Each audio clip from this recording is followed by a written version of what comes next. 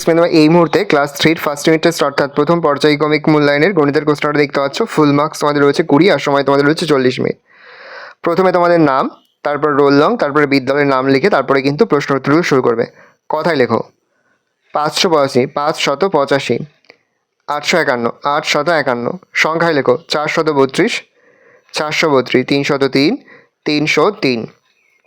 সঠিক উত্তরটি লেখো 134 থেকে 10 বেশি 144, 98 থেকে 10 কম 88, 210 এর চেয়ে বড় সংখ্যা 211, 333 থেকে 14 কমালে 319 পাবো। যোগ করো, দেখো 105, 281 আর হচ্ছে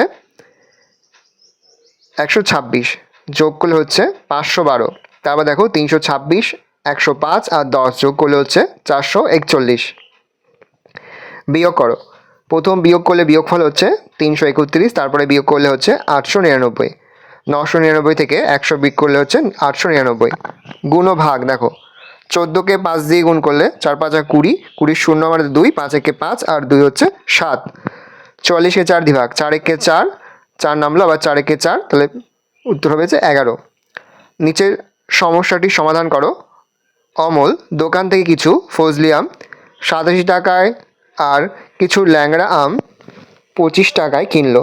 অমল দোকানিকে মোট কত টাকা দিয়েছে? 87 যোগ 25 তাহলে হচ্ছে 112। অমল দোকানিকে মোট 112 টাকা দিয়েছে। অয়ন 201টি স্টাম্প জমিয়েছে, তার থেকে 108টি স্ট্যাম্প অনিতাকে দিল। এখন অয়নের কাছে কটি স্ট্যাম্প রইল? 201 মাইনাস 108 তাহলে হচ্ছে 93। এখন অয়নের কাছে 93টি স্ট্যাম্প আছে।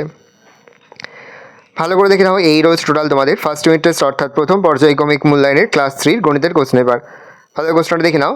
আশা করা যায় প্রতি বছর নেই এই বছর তোমরা কিন্তু আমাদের প্রশ্নপত্র দেখেই সমস্ত অঙ্কই কিন্তু কমন পেয়ে যাবে, সেহেতু ভালো করে তোমরা প্রশ্নপত্রটা দেখে নাও। আর এই ধরনের সাজেস্টিভ ভিডিও পেতে অবশ্যই কিন্তু আমাদের চ্যানেলটা তোমরা সাবস্ক্রাইব করে রাখবে।